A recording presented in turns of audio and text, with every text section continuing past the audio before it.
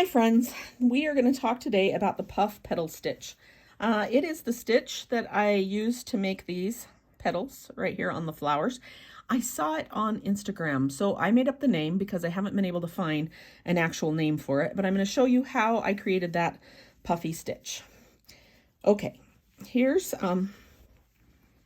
one that I did right here with a smaller thread that was it looks a little bit scarce. So I got a bigger thread so that I can do it with the tools that I have, but I want you to be able to see it. So the first thing we're going to do is I'm going to kind of draw so that you can see what it is that I want. This is going to be the center of my flower right here where I would put the beads.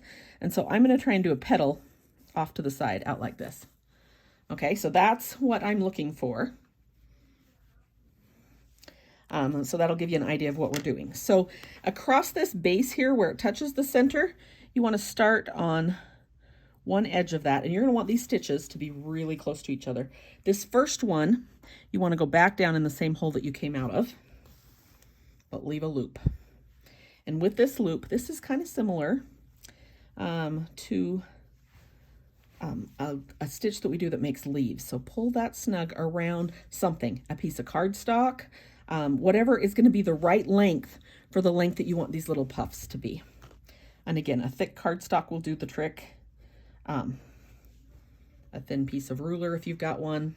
You just want to go wrap around it.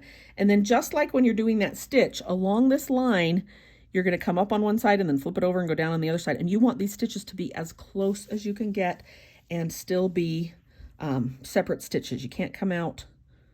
Other than that first one, you can't come out and go down in the same hole, but you want them to be as close as they can and you want to keep them snug. Now, when I was doing this puff stitch, I did, I think 6 times up and down. You want this to be puffy and full, and that's how you decide the thickness of your thread, the length of the puffy stitch, and the number of times you go up and down is what determines how puffy it is. So you can see here how I am making this, these stitches as tight as I can get them together with one another, because I don't want the base of my little petal here to be too wide. That's 1, 2, 3, 4. Let's add 5.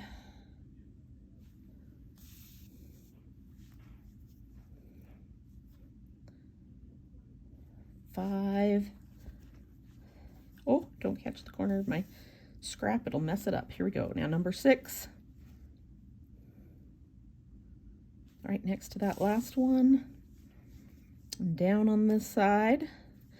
Okay, now once we're down, we need to get back up to the top. So as if I were going to make a 7th stitch, I go ahead and come up one more time, right next to them. And now we just need to hook them together right up here, and that's what will make the puff stitch. So slip your thread, but don't pull it too tight. We got to hang on to the loop out here. Stitch your thread through those, and then you can go ahead and pull out your needle. And then you bring your needle back and hook that loop so that when you pull on these, it becomes a puffy little stitch. And then take it down. If you pull it out tight like this, you won't like how it looks. So give it a little bit of slack and then stitch it down right there. And then I like to come back one more time out on one side. Keep it close. You don't want this part to show. And then I kind of go through the loop of the stitches in the middle and go back down in again. Just a double time. This isn't necessary to hold it, but it kind of helps put them in place. And that is the puff petal stitch. This one's not quite as full because it's a lot bigger. You can see it's a lot bigger than those stitches, but I've still used the same width of thread. So make them little. They need to fit in between the lines, so they'll be little. And in that case, you'll have enough of them that it fills in that space and covers it. That is the puff petal stitch, or that's at least the name that I'm calling it. See you next time.